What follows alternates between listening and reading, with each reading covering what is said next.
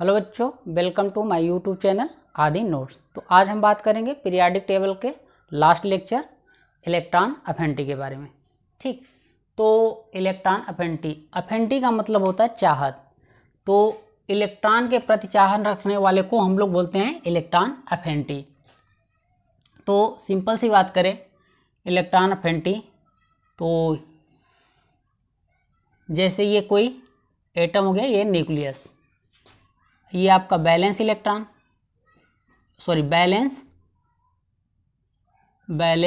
Cell. अब इसमें क्या होगा, इलेक्ट्रॉन, तो ये इलेक्ट्रॉन को अपनी ओर खींचेगा, ये अपनी ओर खींचेगा। तो जब ये इलेक्ट्रॉन को एक्सेप्ट करेगा, क्योंकि न्यूक्लियस इलेक्ट्रॉन को बहुत ही ज़्यादा अट्रैक्ट करता है, तो जब ये इलेक्ट्रॉन इसको अट्रैक्ट करेगा और ये बैलेंस सेल में ऐड होगा, तो ये एनर्जी लॉस करेगा, एनर्जी रिलीज करेगा। तो इसी प्रोसेस को हम बोलते हैं इलेक्ट्रॉन अफिनिटी, यानी कि amount of energy release called as electron affinity. तो इलेक्ट्रॉन अफिनिटी, तो देखिए एक और टर्म आता है इलेक्ट्रॉन गेन एंथैल्पी। तो इलेक्ट्रॉन गेन एंथैल्पी क्या होता है, तो देखिए इलेक्ट्रॉन गेन एंथैल्पी, ये हो गया एंथैल्पी, इलेक्ट्रॉन गेन। तो इलेक्ट्रॉन गेन एंथैल्पी बस कुछ नहीं होता, ये इलेक्ट्रॉन अफिनिटी के अपोजिट होता है। तो ये ध्यान रखिए। तो आप जब भी इलेक्ट्रॉन गेन एंथैल्पी आपसे पूछे, तो आप इलेक्ट्रॉन अफिनिटी निकाल के उसका रिवर्स कर दीजिए, इससे आपको इलेक्ट्रॉन गेन एंथैल्पी के बारे में पता चल जाएगा। तो आगे बात करते हैं। तो जो इलेक्ट्रॉन अफिनिटी होता है, ये generally associated with non metal, generally associated with non metal.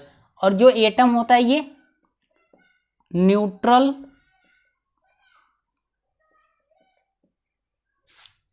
Isolated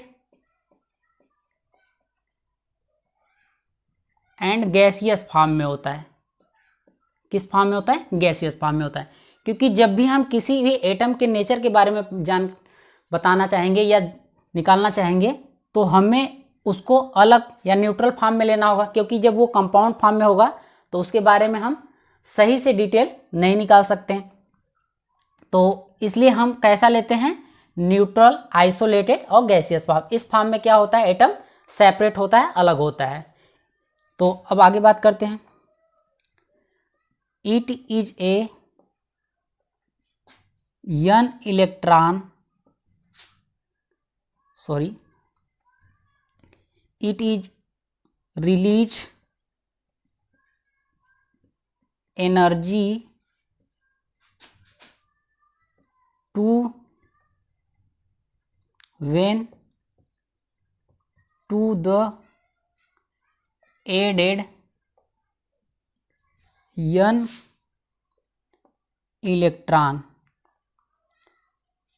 in isolated gaseous state. ठीक, तो it is release energy, electron affinity क्या होता है? It is a release energy when to the added an electron in isolated gaseous state. तो आगे हम बात करते हैं सक्सेसिव इलेक्ट्रॉन अफिनिटी।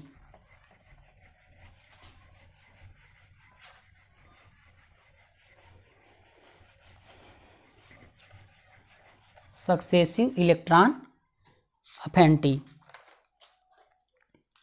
तो जैसे ये हमने कोई एटम्स ले लिया गैसियस फॉर्म में, इसमें हमने एक इलेक्ट्रॉन ऐड किया, तो ये बन गया एनायन।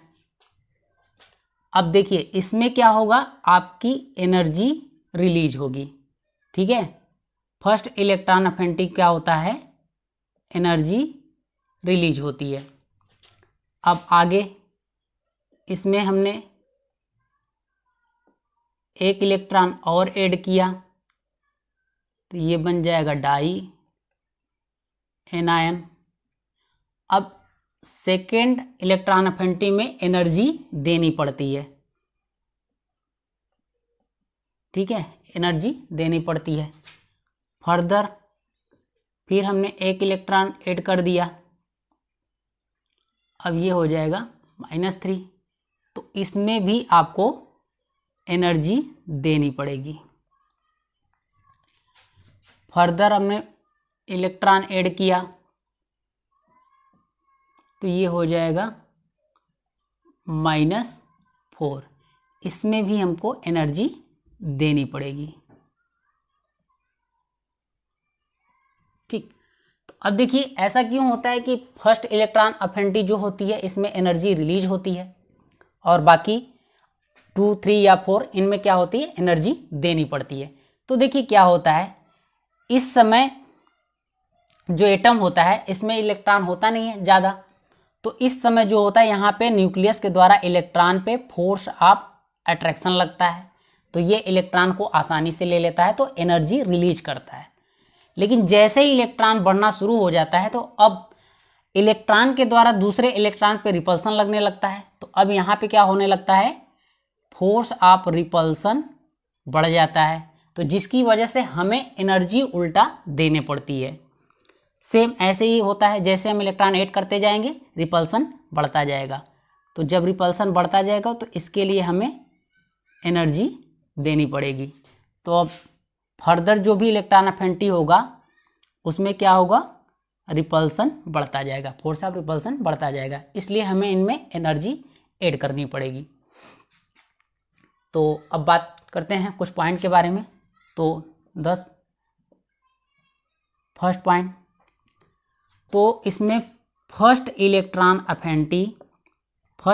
अफिनिटी जो आपकी होती है वो होती है एक्सोथर्मिक। तो first electron affinity is exothermic, यानी कि इसका डेल्टा H क्या होगा, निगेटिव, एंड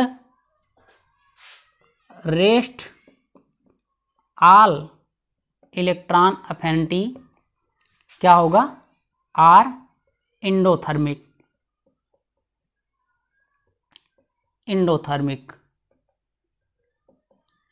यानी कि delta H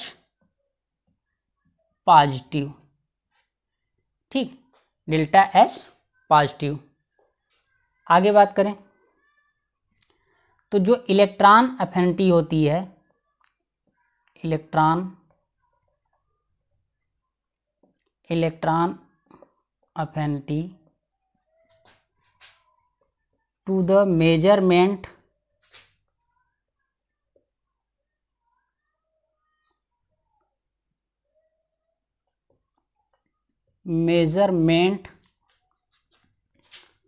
of easiness to accept an electron and converted into an ion, ठीक। तो electron affinity to the measurement of the easiness to accept an electron and converted into an ion. तो आगे बात करते हैं।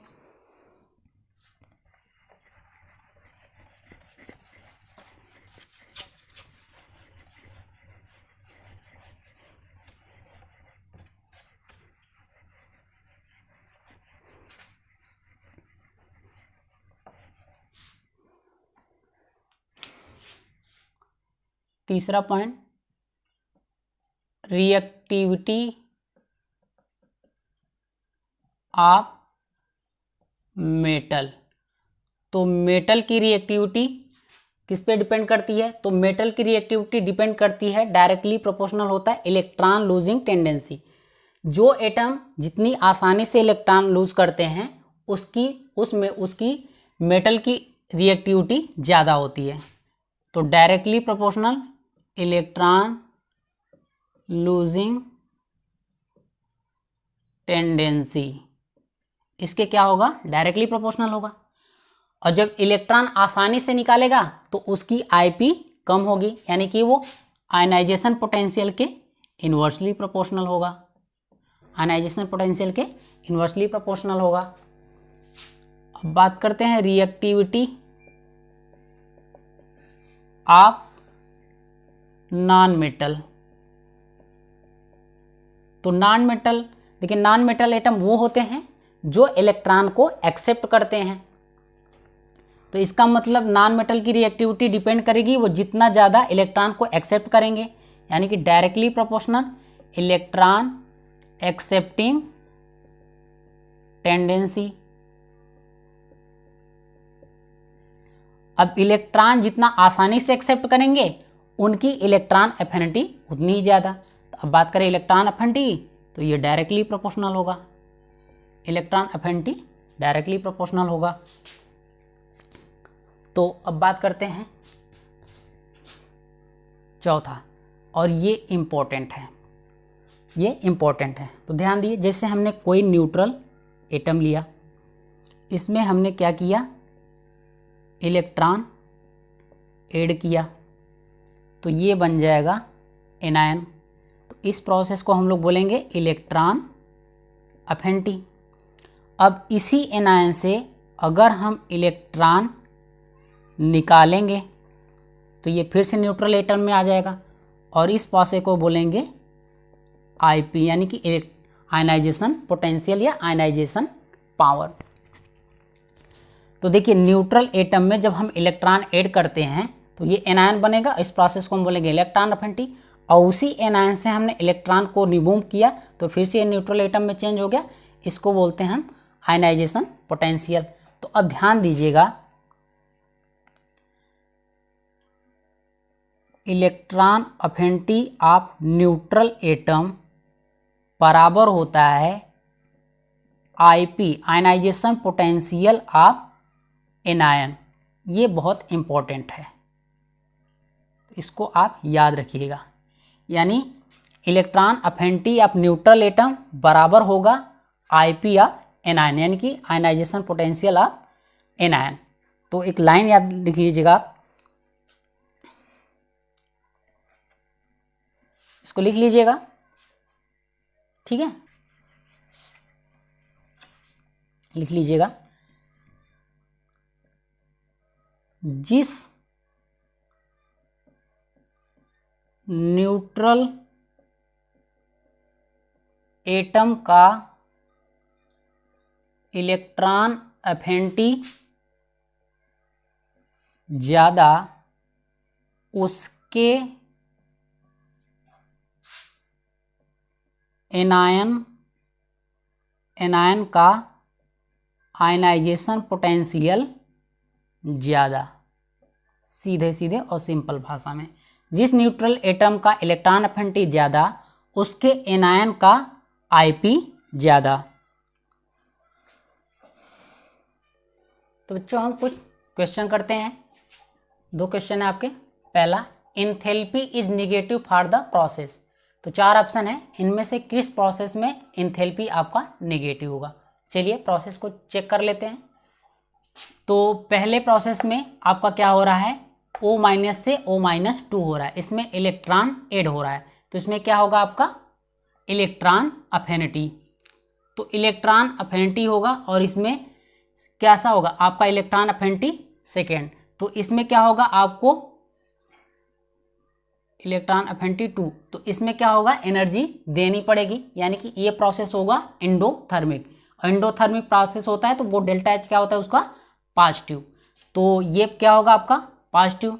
दूसरा चेक करते हैं, यहाँ पे सोडियम Na+ से Na से Na+ हो रहा है, यहाँ पे भी यहाँ पे इलेक्ट्रॉन को रिमूव कर रहे हैं, तो यहाँ कौन सी प्रोसेस होगी, यहाँ पे आयनाइजेशन पोटेंशियल होगी। और आयनाइजेशन पोटेंशियल, सारे आयनाइजेशन पोटेंशियल क्या होते हैं आपके एंडोथर्मिक होते हैं, तो यानी इनमें भी एनर्जी देनी पड़ेगी। तो ये भी एंडोथर्मिक प्रोसेस है, तो इसका भी जो एंथैल्पी है वो कैसा आएगा पॉजिटिव। अब सी की बात करते हैं, तो यहाँ पे देखिए F से F माइनस हो रहा है, यहाँ पे इलेक्ट्रॉन ऐड हो रहा है, तो ये प्रोसेस क्या होगा, इलेक्ट्रॉन अफिनिटी। और ध्यान रखिए ये क्या है, फर्स्ट इलेक्ट्रॉन अफिनिटी। ठीक, ये क्या हो रहा है, फर्स्ट इलेक्ट्रॉन अफिनिटी। तो फर्स्ट इलेक्ट्रॉन अफिनिटी आपकी कैसे थी, इसमें एनर्जी रिलीज हो रही थी, और जब एनर्जी रिलीज होती है तो ये प्रोसेस कैसा होता है, एक्सोथर्मिक। यानी कि एक्सोथर्मिक होगा तो इसका एंथैल्पी कैसा होगा, निगेटिव। तो ये सही है। लास्ट देखते हैं, ये मैग्नीशियम +2 से मैग्नीशियम +2, यानी कि ये इसमें न तो इलेक्ट्रॉन ऐड हो रहा है ना ही रिमूव हो रहा है, लेकिन ध्यान दीजिए इसमें स्टेट चेंज हो रहा है, यानी कि गैस से ये इक्वेशनली लिक्विड फॉर्म में जा रहा है। तो यहाँ पे क्या हो रहा है, जब ये लिक्विड फॉर्म में जा रहा है तो यहाँ पे कौन सी एनर्जी आएगी, हाइड्रेशन एनर्जी। ठीक है, हाइड्रेशन एनर्जी, इस प्रोसेस को हम लोग बोलते हैं हाइड्रेशन एनर्जी। और हाइड्रेशन एनर्जी में क्या होता है, ये जब एक्वस फॉर्म में जाता है गैसियस फॉर्म से तो ये एनर्जी रिलीज करता है। तो हाइड्रेशन एनर्जी भी कैसा होता है, निगेटिव होता है, यानी कि एक्सोथर्मिक प्रोसेस होता है। तो इसमें इसकी भी एंथैल्पी कैसी होगी, निगेटिव। तो यानी ये भी ऑप्शन आपका सही है। दूसरा क्वेश्चन, इसमें देखिए ऑक्सीजन न्यूट्रल फॉर्म से -2 फॉर्म में जा रहा है, तो यहाँ पे 2 इलेक्ट्रॉन ऐड हो रहे हैं, फर्स्ट इलेक्ट्रॉन अफिनिटी और सेकेंड इलेक्ट्रॉन अफिनिटी। कह रहा है कि what electron affinity is maximum, इसमें E1 और E2 में से कौन सा ज़्यादा होगा। तो चलिए पहले देखते हैं। तो देखिए जो EA1 होगा वो कैसा होगा, एक्सोथर्मिक यानी कि निगेटिव, और ये जो होगा आपका एंडोथर्मिक यानी कि पॉजिटिव। तो अब देखिए ये एंडोथर्मिक है, ये एक्सोथर्मिक है, तो इसकी वैल्यू आपकी क्या होगी, ज़्यादा होगी। तो यानी कि यहाँ पे EA2 ग्रेटर देन होगा EA1 से, यानी कि सेकेंड इलेक्ट्रॉन अफिनिटी ज़्यादा होगी फर्स्ट इलेक्ट्रॉन अफिनिटी से। ठीक, तो चलिए अब देखते हैं आगे फैक्टर, यानी कि ये इलेक्ट्रॉन अफिनिटी कैसे प्रभावित होता है। तो देखिए फर्स्ट है आपका साइज। तो देखिए साइज की क्या होता है, इलेक्ट्रॉन अफिनिटी इन्वर्सली प्रोपोर्शनल होता है। क्यों, अगर साइज बढ़ेगा तो न्यूक्लियस से जो आपका बैलेंस सेल है उसकी दूरी बढ़ जाएगी, और जब दूरी बढ़ जाएगी तो अट्रैक्शन कम होगा, और जब अट्रैक्शन कम होगा तो ये इलेक्ट्रॉन को आसानी से एक्सेप्ट नहीं कर पाएगा। इसका मतलब साइज क्या होगा आपके इलेक्ट्रॉन अफिनिटी के इन्वर्सली प्रोपोर्शनल। दूसरा आपका है जेड इफेक्टिव, और जेड इफेक्टिव जो होता है वो आपका होता है एक टाइप का फोर्स ऑफ अट्रैक्शन, यानी कि जेड इफेक्टिव जितना ज़्यादा फोर्स ऑफ अट्रैक्शन उतना ज़्यादा, और जब फोर्स ऑफ अट्रैक्शन ज़्यादा तो वो इलेक्ट्रॉन को आसानी से एक्सेप्ट कर लेगा, यानी कि जेड इफेक्टिव के इलेक्ट्रॉन अफिनिटी डायरेक्टली प्रोपोर्शनल होगी। तीसरी बात करते हैं पेंट्रेशन पावर। तो पेंट्रेशन पावर में भी आपने देखा था SPDF, तो सबसे ज़्यादा S की होती, फिर P की, फिर D की, फिर F की। तो यह पेंट्रेशन पावर भी इलेक्ट्रॉन अफिनिटी के डायरेक्टली प्रोपोर्शनल होगा। चौथा है हाफ फील्ड और फुल फील्ड। हाफ फील्ड और फुल फील्ड, तो देखिए जब कोई भी एटम का सबसेल हाफ फील्ड हो या फुल फील्ड हो तो बहुत ही ज़्यादा स्टेबल होता है, तो वो इलेक्ट्रॉन एक्सेप्ट को नहीं करना चाहता। ठीक, वो इलेक्ट्रॉन को एक्सेप्ट नहीं करना चाहता, तो जो इलेक्ट्रॉन को एक्सेप्ट नहीं करना चाहता तो इसका मतलब उसकी इलेक्ट्रॉन अफिनिटी घटेगी यानी कि कम होगी। वो क्या होगा, इलेक्ट्रॉन अफिनिटी के इन्वर्सली प्रोपोर्शनल होगा। इलेक्ट्रॉन अफिनिटी के इन्वर्सली प्रोपोर्शनल होगा। लेकिन हाफ फील्ड और फुल फील्ड इनकी IP ज़्यादा होगी, क्योंकि ये स्टेबल होगा तो यहाँ से इलेक्ट्रॉन निकालने में ज़्यादा कठिनाई होगी, तो यहाँ पे एनर्जी ज़्यादा खर्च होगी, तो इसलिए यहाँ पे IP क्या होगा, हाफ फील्ड या फुल फील्ड के डायरेक्टली प्रोपोर्शनल। देखो बच्चों एक आपका इंपॉर्टेंट नोट है, सेकेंड A जिसका आपका इलेक्ट्रॉनिक कन्फिग्रेशन बैलेंस का NH2 होता है, नाइट्रोजन का 2s2 2p3 होता है, जीरो ग्रुप का NH2 NP6। इनमें addition of electron required energy, इनमें जब आप इलेक्ट्रॉन का एडिशन करेंगे तो एनर्जी रिक्वायर होगी, और हेंस प्रोसेस इज एंडोथर्मिक। तो ये प्रोसेस कैसा होगा, एंडोथर्मिक, यानी कि ΔH पॉजिटिव। अब इसमें फर्स्ट सेकेंड या कोई भी इलेक्ट्रॉन अफिनिटी हो इससे मतलब नहीं है, सारे इलेक्ट्रॉन अफिनिटी क्या होंगे, एंडोथर्मिक होंगे।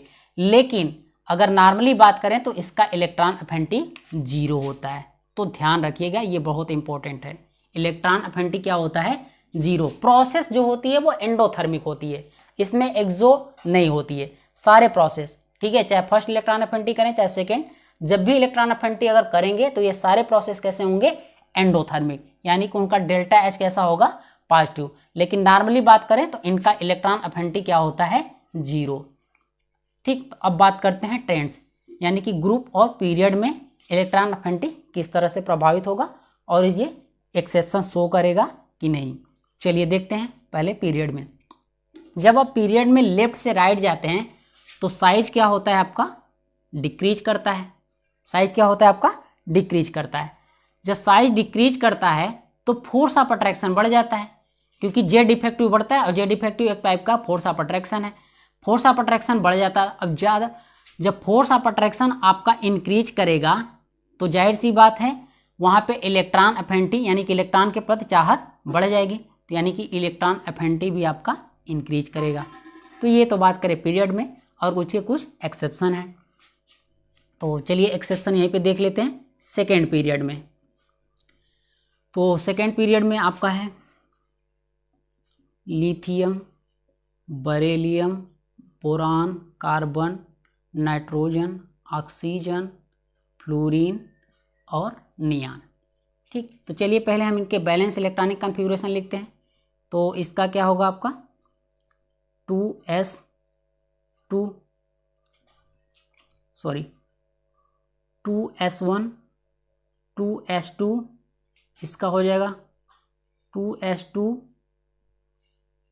यहाँ पे लिख देते हैं, चलिए यहीं पे लिख दे रहे हैं 2p1, इसका हो जाएगा 2s2, 2p2, इसका हो जाएगा 2s2, नीचे लिख दे रहे हैं 2p3, इसका हो जाएगा 2s2, 2p4, इसका हो जाएगा 2s2, 2p5 और इसका हो जाएगा 2s2, 2p6। तो अब देखिए इसमें क्या है, तो देखिए जिसका फुल फील्ड हाफ फील्ड उसको देख लेते हैं। तो देखिए बरेलियम ये फुल फील्ड है, उसके बाद आपका नाइट्रोजन हाफ फील्ड है और उसके बाद आपका नियान फुल फील्ड है। तो देखिए जो ये कंडीशन रखते हैं उनकी इलेक्ट्रॉन अफिनिटी क्या होती है? 0, यानी कि इलेक्ट्रॉन अफिनिटी का जब ऑर्डर लेंगे तो यहाँ पे नियान आपका सबसे पीछे जाएगा क्योंकि वो फुल फील्ड है, उसके बाद आपका आएगा नाइट्रोजन और उसके बाद आएगा आपका बरेलियम। ठीक, उसके बाद आपका आएगा बरेलियम। अब देखिए, अब ध्यान दीजिए उसमें बरेलियम, उसके बाद कंटिन्यू लिथियम और बोरान, फिर कार्बन, नाइट्रोजन, ऑक्सीजन। ठीक, इन तीन को छोड़ के बाकी आप regular lithium, boron, carbon, oxygen, fluorine, इस तरह से। लेकिन ध्यान दीजिएगा लिथियम और बोरान में, लिथियम और बोरान में देखिए लिथियम में क्या है, इसका इनकम्प्लीट है, इसका भी इनकम्प्लीट है, लेकिन इसको एक इलेक्ट्रॉन मिल जाएगा तो ये फुल फील्ड हो जाएगा, इसको एक इलेक्ट्रॉन मिलेगा तो भी ये कंप्लीट नहीं होगा, तब भी ये क्या होगा? इनकम्प्लीट ही रहेगा। तो इसके कंपैरिजन में लिथियम की इलेक्ट्रॉन के प्रति चाहत बढ़ जाएगी, तो जब इसकी चाहत बढ़ जाएगी तो इसकी इलेक्ट्रॉन अफिनिटी बोरान से ज़्यादा हो जाएगी। तो यानी कि यहाँ पे आपका बोरान, फिर लिथियम, उसके बाद कंटिन्यू लिथियम के बाद आपका कार्बन और फिर आपका ऑक्सीजन और फिर आपका फ्लोरीन। तो ये आपका ऑर्डर होगा। तो इधर जाएंगे तो इलेक्ट्रॉन अफिनिटी आपका इंक्रीज करेगा। अब बात करते हैं ग्रुप में। तो देखिए ग्रुप में आप जाएंगे तो साइज इंक्रीज करेगा, क्यों? क्योंकि ग्रुप में नंबर ऑफ सेल्स बढ़ता है, और जब आपका साइज बढ़ेगा तो आपका फोर्स ऑफ अट्रैक्शन क्या होगा? कम हो जाएगा, क्योंकि साइज बढ़ा तो न्यूक्लियस से बैलेंस इलेक्ट्रॉन की दूरी बढ़ जाएगी, और दूरी बढ़ जाएगी तो उस पर जो अट्रैक्शन फोर्स है वो कम हो जाएगा, तो अट्रैक्शन आपका घट जाएगा। और जब अट्रैक्शन घट जाएगा तो वो इलेक्ट्रॉन को आसानी से एक्सेप्ट नहीं कर पाएगा, तो इसकी इलेक्ट्रॉन अफिनिटी भी घट जाएगी। ठीक, तो इसके भी आपके एक्सेप्शन देख लेते हैं।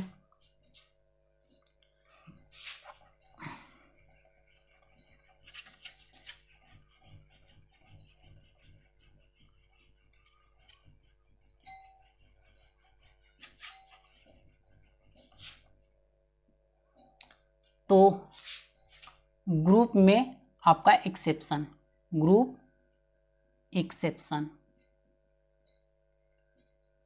तो देखिए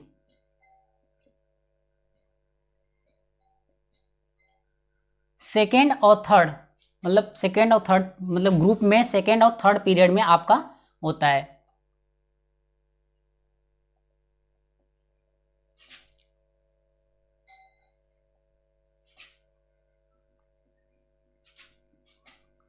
वैसे पूरा लिख दे रहे हैं, बोरान, एल्यूमिनियम, चलिए इतने में ही बता रहे हैं, नाइट्रोजन, फास्फोरस, उसके बाद ऑक्सीजन, सल्फर, फ्लोरीन और आपका क्लोरीन हो गया।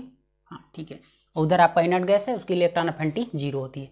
अब देखिए अब क्या होता है, जैसे ही हम क्या होता है कि अगर साइज जैसे हम नीचे बढ़ते हैं ग्रुप में तो साइज बढ़ती है, और साइज बढ़ती है तो इलेक्ट्रॉन अफिनिटी आपकी घटती है।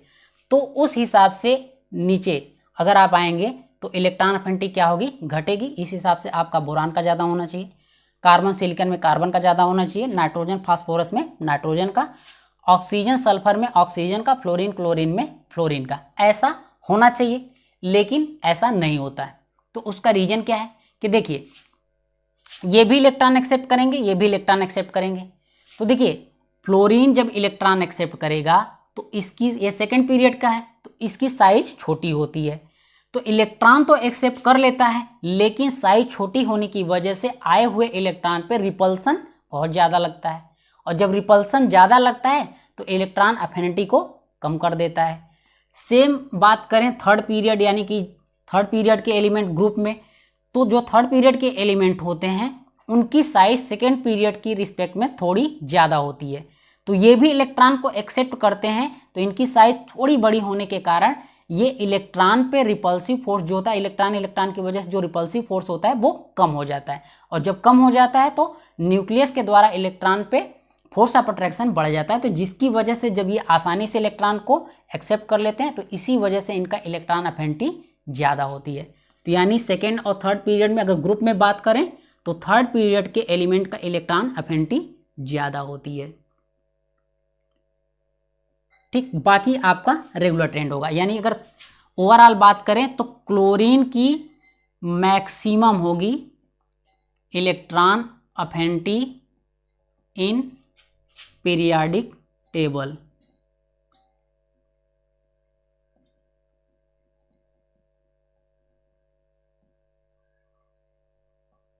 ठीक है, periodic table, maximum electron affinity in periodic table, तो क्लोरीन सबसे ज़्यादा इलेक्ट्रॉन अफिनिटी होगा।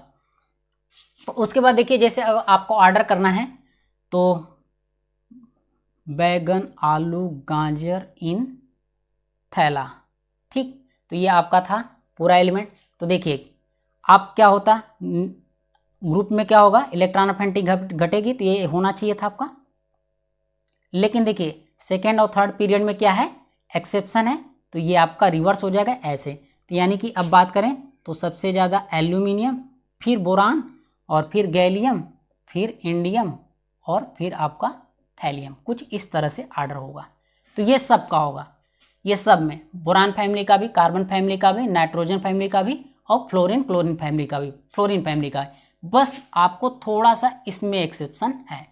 तो इसका ऑर्डर क्या होगा, इसका होना चाहिए सल्फर, ऑक्सीजन,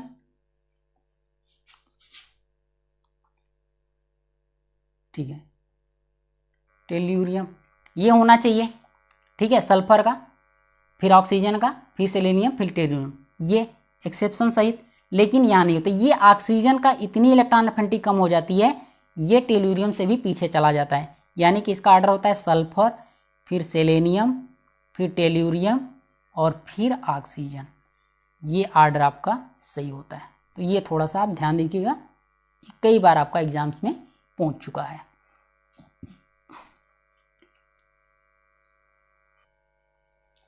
तो हम जो देखते हैं इसे इस तरह के सवाल को सॉल्व करने का एक ट्रिक याद रखिएगा।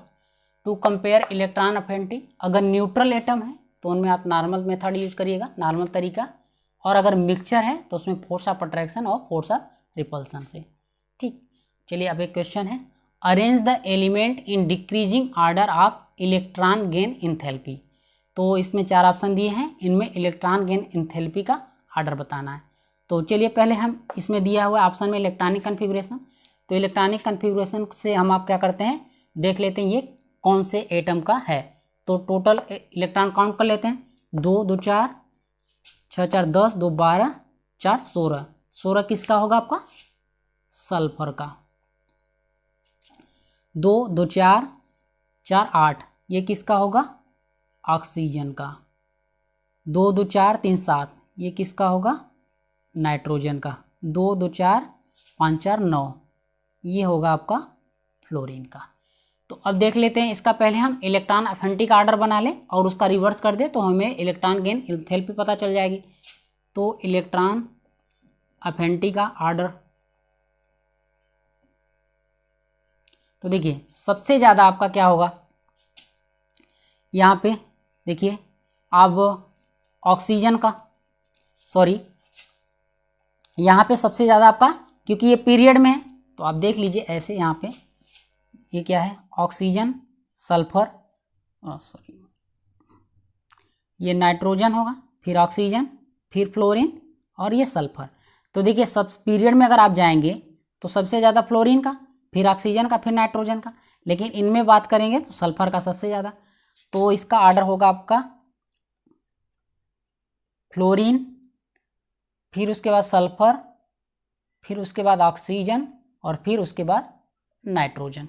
तो ये हो गया इलेक्ट्रॉन अफिनिटी का ऑर्डर, और आपको चाहिए इलेक्ट्रॉन गेन एंथैल्पी का ऑर्डर।